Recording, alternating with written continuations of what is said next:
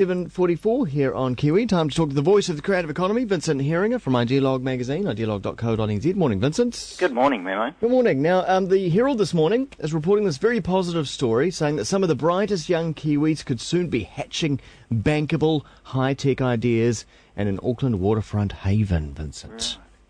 What was reporting that? That was the Herald this morning. Never heard of it.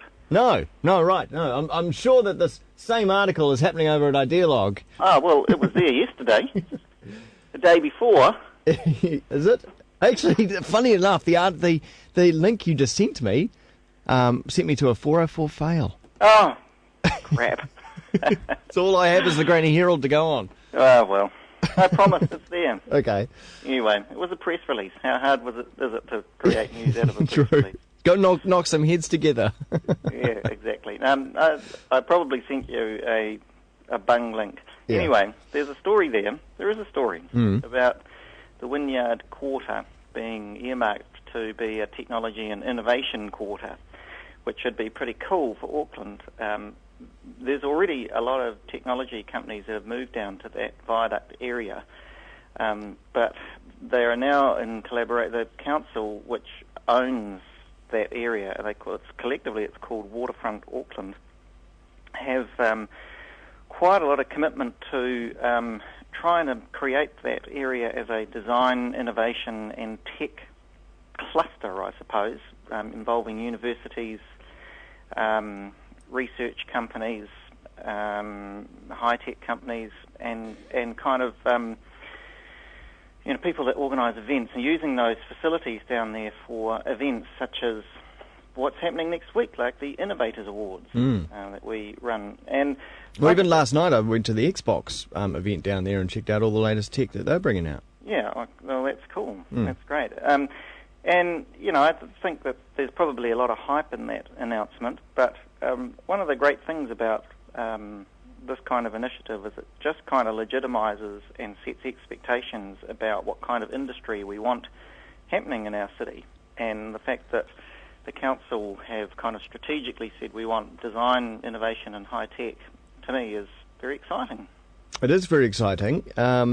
It's not just a fan zone or party central. That's got to be good. So there is a longer term vision for this area. Yeah, and also not just focused on Wellington, because the high tech thing has sort of been focused on Wellington for a wee while now, isn't it? Well, Wellywood has also been called Silicon Valley, and people are only half joking when they say that, because out of Wellington have come some pretty spectacular successes. Xero, Star Now, that thing called Trade Me, and they have built up a head of steam around the ex-Trade Me guys founding other companies, Weta Digital, and so on.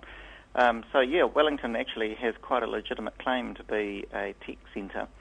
But Auckland really is the centre of design and the creative industries. By far the number of design, advertising and sort of creative industries type organisations are in Auckland, and they're all clustered around that CBD. So it makes sense for Auckland Council to be trying to nurture that and create a kind of a cluster and a hub of like-minded organisations. Sounds exciting. I hope it works. Yeah, I hope it works, and just as long as it doesn't take over that award-winning playground.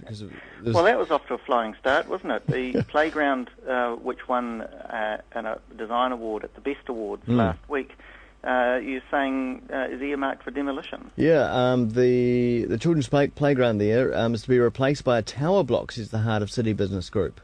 Alex Sweeney says Aucklanders who are loving the open spaces say that it's in the draft plan, waterfront plan, it's been earmarked to go.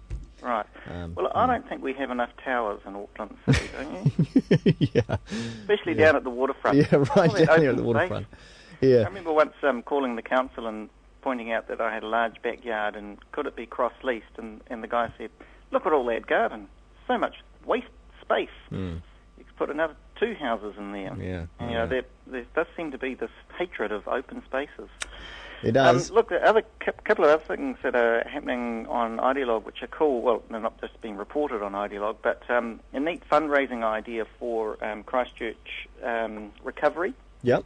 Or Pixels for Christchurch. An artist let me just find his name. An artist is,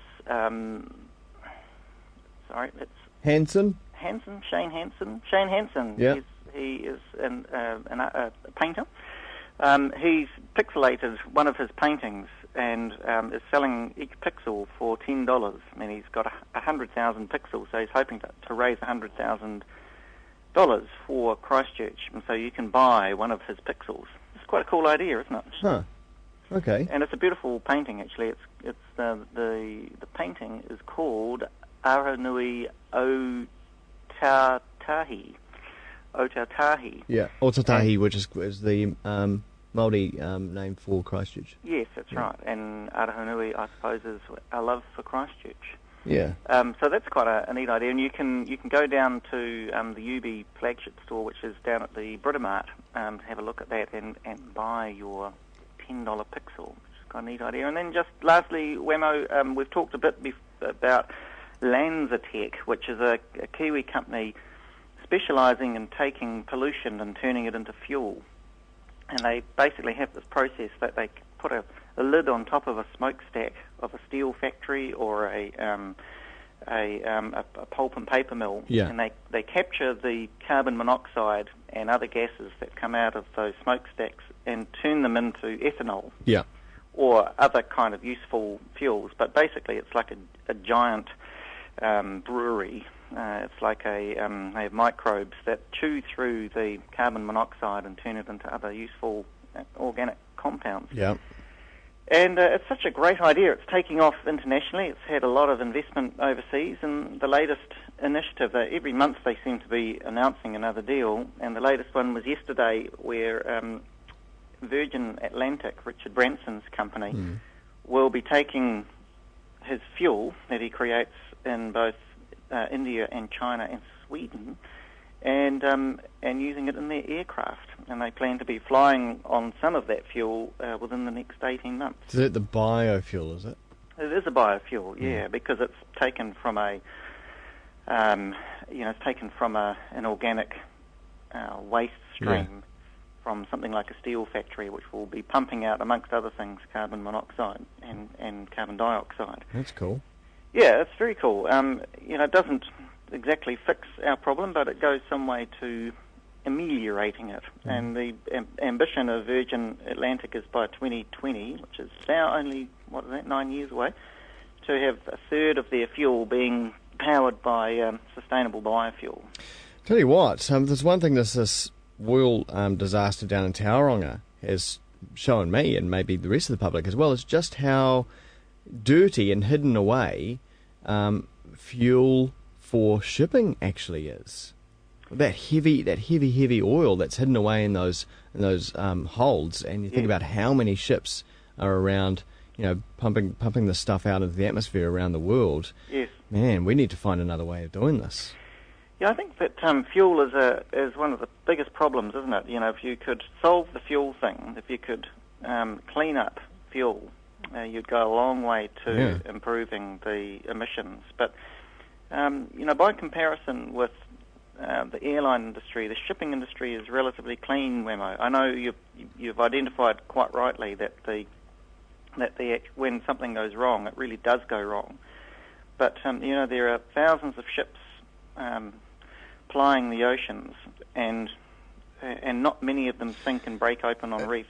Forgive me, because I can't remember the name of the company right now, but I think through the Pure Advantage website you can find the name of the company. But there's a New Zealand company that's linked to an overseas company that produce big wind sails for cargo ships. Yes.